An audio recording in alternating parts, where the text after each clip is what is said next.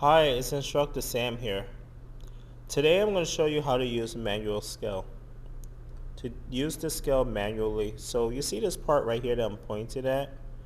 This part has to be in the middle. That lets you know what the patient weight is.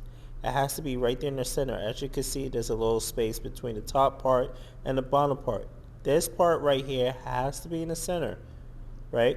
That lets you know what the patient weight is. So you always want to start from 0. You want to go ahead and slide the bottom part. So right now this is 100 pounds, 150 pounds, so it depends, right? So now you want to slide the top part. So the bottom part we already have as 150, so you slide the top part, slide it all the way. Remember, we're trying to get it to be in the center. So look at that triangle part that I was pointing at in the beginning of this video. As you can see with a close-up that it still hasn't moved. You're trying to get this to go down. So as you can see, it's moving a little bit, and right now at this moment we have it in the center. Do you see that right there? So you want to add the bottom part to the top part. So the bottom part says 150 and the top part says 50, so that gives you 200. So let's start over again. As you can see, let's slide the bottom part. So I placed it on 100.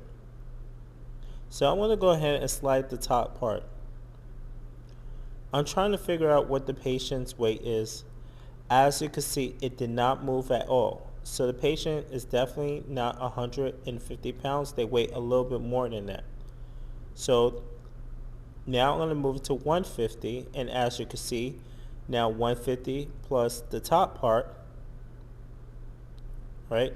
So you have to add these together.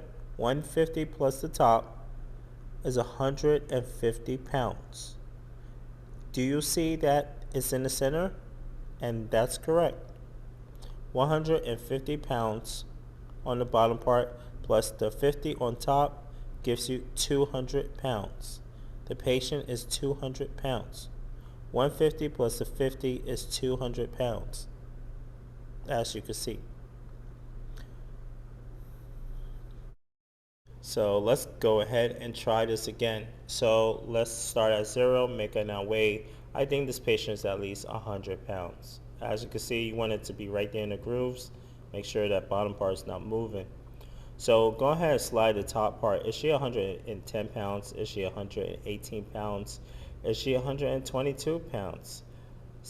As you can see, the scale it's starting to move a little bit. So let's go ahead and look at this part right here. As you can see, the triangle is in the middle.